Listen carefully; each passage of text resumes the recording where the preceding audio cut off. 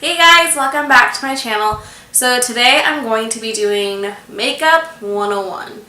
So I have actually gotten a few requests on how to do the absolute most basic type of makeup and like how to start, what to look for, why using certain products, etc.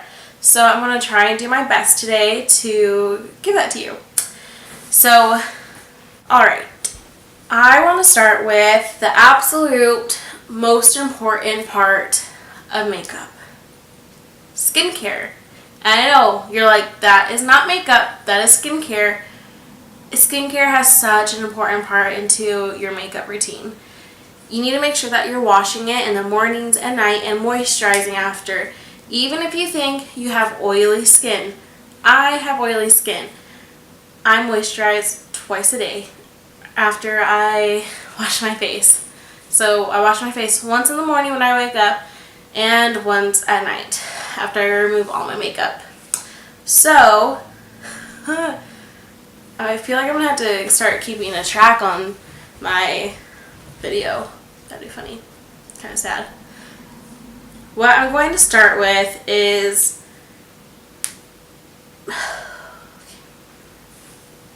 with skincare, it's very important that you know what type of skin type you are. You can be dry, you can be oily, you can be combo. It's kind of pretty much those three. Or normal skin. That would be nice to have just normal skin. But for those people out there that are normal skin, what is it like? What's it like to not be overly oily? Like, to not be oily? What's it like to not be dry? Those are questions I ask myself. After you figure out your skin care and make sure that you're washing and hydrating your face, then we can move on into makeup. It's also important that you realize what type of skin type you are because that plays into what type of foundation you're going to be getting. So today I have 3 in front of me that I will show you, and these ones are drugstore and ones that I actually like. So for a more sheer coverage, which is very rare for me, but on the times that I actually feel like my skin is looking somewhat decent, so like today, and it's not overly red, because there's times where my face is really red, I will go in with this sheer coverage foundation from Essence. It's their Fresh and Fit Awake Makeup. It's a healthy glow foundation. Although I do have oily skin, I feel like this kind of just gives me a little bit of coverage that I want, and it makes my skin look pretty healthy. And that's kind of what I'm aiming for with that type of makeup. It's just very minimal makeup. And if it slides off, it slides off. So the next one I'm going to show you is this Healthy Foundation by Physicians Formula. And this one's also really cool because this one has SPF in it. A lot of people, especially estheticians, will tell you to make sure that you have foundation that has SPF in it. I should be buying foundation that has SPF in it since I live in Arizona, but I don't. And I'm sorry. But I do like this foundation a lot. It does have the SPF in it, but yeah, SPF 20. This is medium coverage, medium to full coverage, so you can put it on and it really starts to build it up on you. And then, last but not least, I have the Wet n Wild Photo Focus Foundation. And this is pretty full coverage, and it's mattifying. So it's great for me when I want to be a lot more fuller coverage and just more like, I'm trying to cover up my redness pretty much. I struggle with my red face. I feel like you can't really tell right now, but my face does get really red. And if you've seen my like my previous videos, you'll kind of see the before is kind of like, dude, something's wrong with your face. But no, it's fine. So when you're trying to figure out your foundation shade, there's tons of people tell you different things. Match it to your wrist, match it to your neck, match it to your chest. I think that it's best to actually go in and get matched. But if you are determined to do this on your own, what I do when I go to like the drugstore, mainly Target, is I kind of look for something that looks pretty close to my hand. Okay, right now, looks fine. But keep in mind that with science and whatnot, these tend to oxidize. And oxidize means it kind of turns a shade darker. So sometimes I like to buy a shade lighter and it actually doesn't oxidize. Some do, or like some don't. So some do, some don't. It depends on the foundation. You really have to play around with it. That's the kind of the crappy part about getting makeup, pretty much.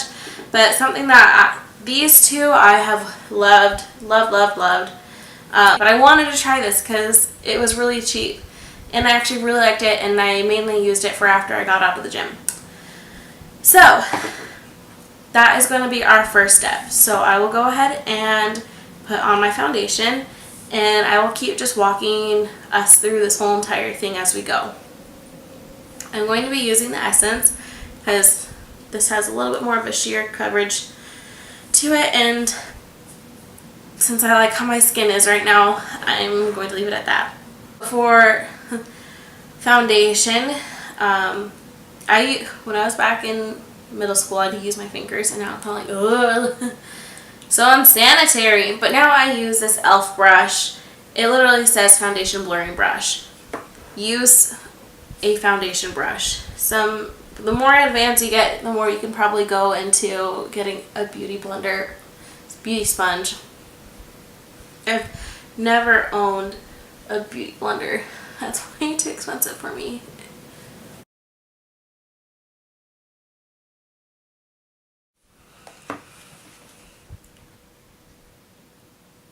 Alright, now that we have foundation on, it's on to the next product. So the next product that I'm going to be talking about is bronzer. There's a makeup product in between that I think is important to mention, but it's not a product that I use often, so that's why I want to skip over it. But it's concealer. Concealer is great for hiding blemishes, and I personally don't use concealer to cover my blemishes. If anything, I go a few shades lighter to highlight underneath my eyes. But on the days that I just do my regular makeup, I don't put on concealer. So that's why I kind of want to skip over that step and show you this step that I do instead of that. I have this Wet n Wild contouring palette. It has your contour shade. I use it as a bronzer shade, and then you have this this yellowish shade. So this yellow shade I put underneath my eyes to kind of act as my concealer. And the concealer that I normally put underneath my eyes is lighter to brighten it, and what this lighter colored powder will do is brighten up my under eyes. So for the under eyes, I'll be using a brush that kind of just looks a little bit more like tipped. No. A brush that looks like it's kind of dome. You can kind of see how there's like a top, and everything else kind of goes, ooh, everything kind of leads up to that top. That's the type of brush that I use for my under eyes. This step with the under eyes is completely unnecessary for beginners. But because I am doing this look, here I am. So we got that down. Now I'm going into the bronzing shade. And this brush is from BH Cosmetics. There's so many different types of brushes out there that people tell you this is what you use it for, this is what you use it for, but it honestly doesn't matter what type of brush you use, as long as you're not using this for your bronzer or blush. Don't do that. But for the most part, there's no rules for makeup. If you want to do something completely different than what I'm doing, go for it. Like, there is no rules. But this is like kind of like the standard techniques that people go towards, and how basic everything is varies for other people. But this is my version of this is my version of basic. So I'm going in with a brush that's also kind of domed. It's a little bit more dense. You can see how it's not necessarily fluffy compared to like a brush like this. This brush looks a lot more fluffy, and this one's a lot more dense. I personally like this dense brush because I feel like it really picks up the product, and then when I start to swirl it, it really distributes it well. And I think it works pretty efficient with this shade. I'm sorry, my nails are so bad. Okay, so I just dipped my brush in there. And I'm going to go along this, like, not jawline, cheekbone line, and just lightly swirl. So that way it doesn't create a harsh line. And I really hope that. And then putting on this bronzer kind of just brings your face back to life. So before, you kind of saw that I was a little bit more ghostly, more one-dimensional, just kind of flat and boring. So I was one-dimensional, and now I bronzed up right here. Sorry, this is my mirror. And now I'm going to kind of go around the face, like the edges of the face, so that way the whole face can look a lot more warm. So at first, sometimes my technique varies. Sometimes I just kind of swipe and then swirl, and that's how I distribute and blend. And sometimes I start to pack and then kind of go back and forth. Like I said, there's not really any rules to makeup. It's just you do what you want to do.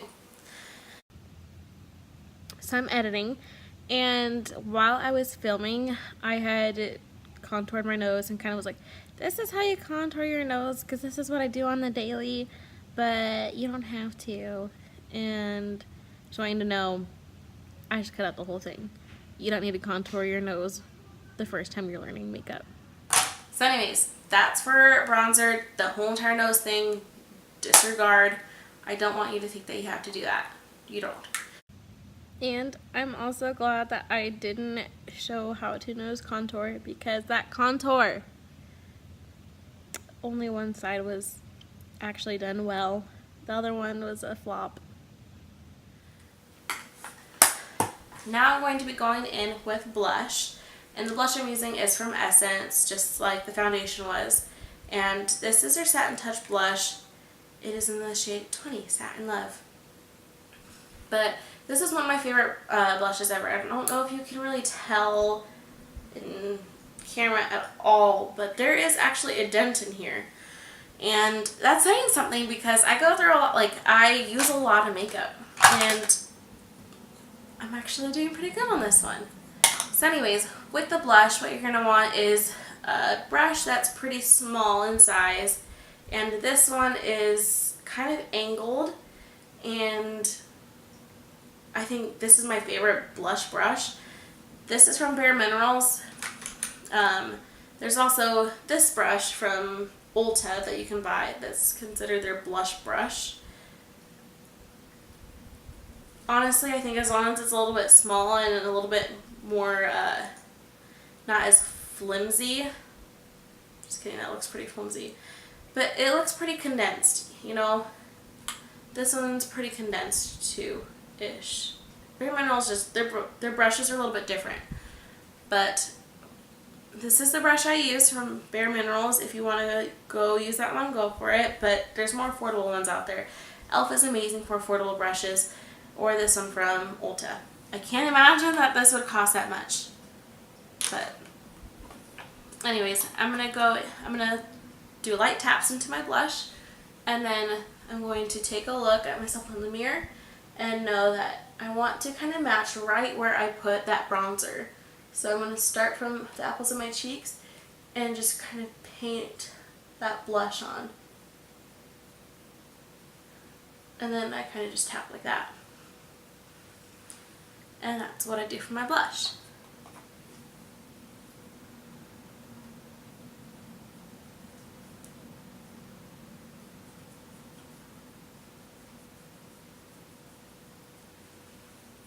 Alrighty. So now that we got our bronzer and our blush on, there's one last step face-wise that I personally can't go without, and when I was showing this girl how to do her makeup, I suggested highlight, and I bought her a highlight too. So I don't know, is it the most necessary step? No, but again, it's all your own preference. I love highlighter, so I'm going to go with highlighter today. So one of my favorite drugstore highlights is from Wet n Wild. It is this one. It is 321B Precious Petals. Now, here is where you're going to get a few different people on the brushes part. There are fan brushes like these, and then there are brushes like these. And I used to love going in with these fan brushes. But right now, I kind of like this because it feels like it kind of blends in a little bit more. As for this, it feels like it kind of distributes just one line. But I know if I kind of just go like brush it out, it'll be fine. Literally, there's no wrong choice. I'm going to go with fan brush today because I want to show you it with fan brush. So I'm going to be kind of digging into this highlight, and then where you place the highlight is along where you just did your bronzer and blush. So as you can see, we're starting to add a little bit there, and it just kind of brings a glow to your face. So your bronzer and blush definitely brought back to life your face. Sorry, I'm going to put some on the strip of my nose that I kind of contoured out. But anyways, the highlight kind of just brings back this healthy glow to your face. And that's what I really like about it. And this piece of hair is going to be bothering me the whole time. So I'm sorry.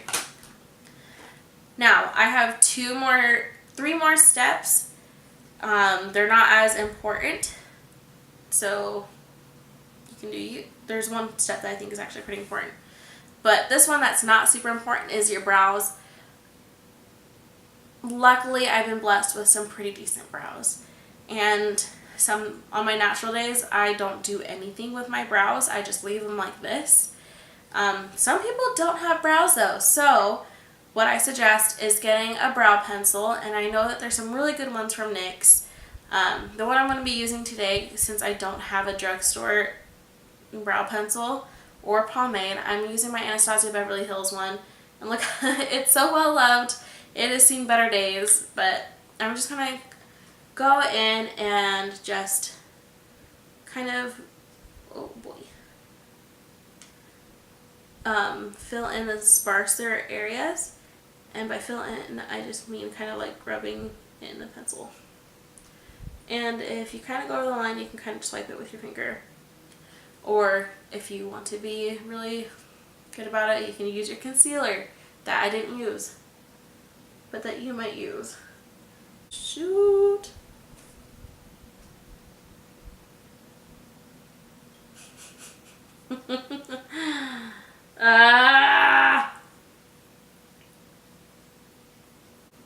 I normally just have problems with one of the brows anyways, so my brows are a little bit uneven, so that's cool.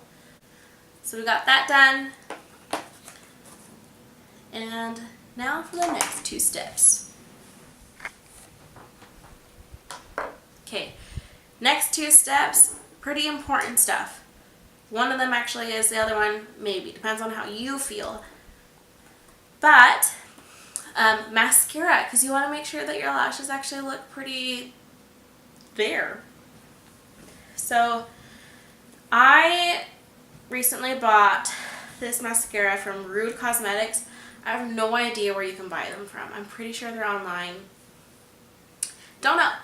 But I bought it when I went to the IMATS event, so they just had a huge booth, so I bought one, and I've actually been liking it a lot.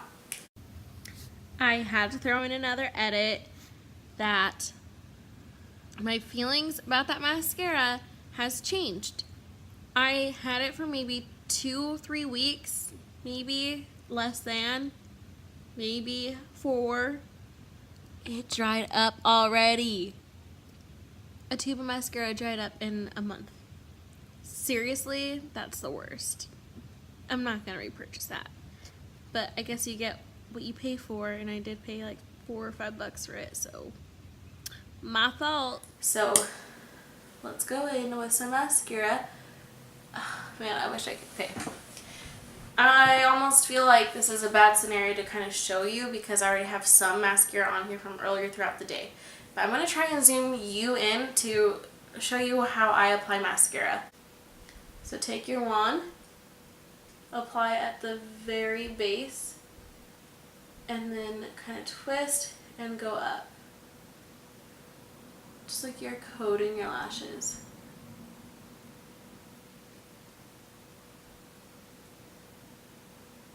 And the reason why I twist is to distribute more product onto the lashes. So now you can kind of see the difference between this one having mascara and this one. Okay, that one has some mascara on it, but not as much. Okay, so this is kind of the look. I'm going to put on some lip gloss. Again, that's another preference. What I recommend for beginners is doing a tinted balm. I don't have a tinted balm, but I definitely recommend that, so that way you can kind of get used to using your chapstick, but also having a little bit of a tint to it. I kind of wish I had some tinted balm because I actually would really like that right now. My lips are feeling a little bit chapped, but I feel like lip glosses also kind of help me feel a little bit more hydrated sometimes. But I always like to go for a more neutral color, one that's pretty similar to my lips, or just like an overall very not over the top type of lip gloss or lip color for when I want to do my everyday looks. If I were to do one that was super dark red or like really light pink, it just would look a little funny for an everyday look. This one is a little simple. I got from Clinique, and it is pigmented, but it's pigmented to the point where it almost looks like it's the color of my own lips, maybe just a tad different. Just a tad. So this is my final look with my foundation and all the rest. If you want to see how to do some eyeshadow with the products that we already have on hand without buying any eyeshadow, keep on watching. If you don't want to keep watching, then thanks for coming to my channel, and I'll see you in my next video. But I'm not going to do my kissing because I want to keep going.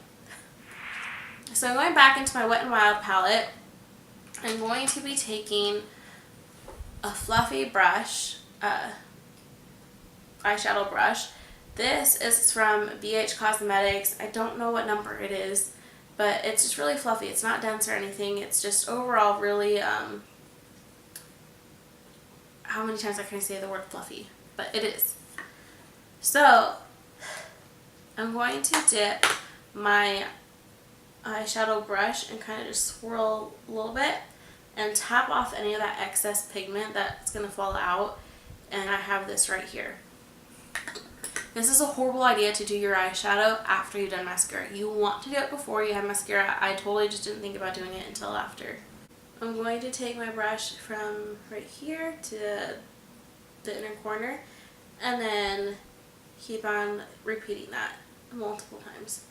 And this is called windshield wiper motions. I'm going to dip back into the bronzer again and just deepen that up And then I'm kind of just do little circular motions just to make sure I'm getting that product closer up to the eyebrow bone. Not too crazy, but enough to make it look like my eyeshadow. This is blended.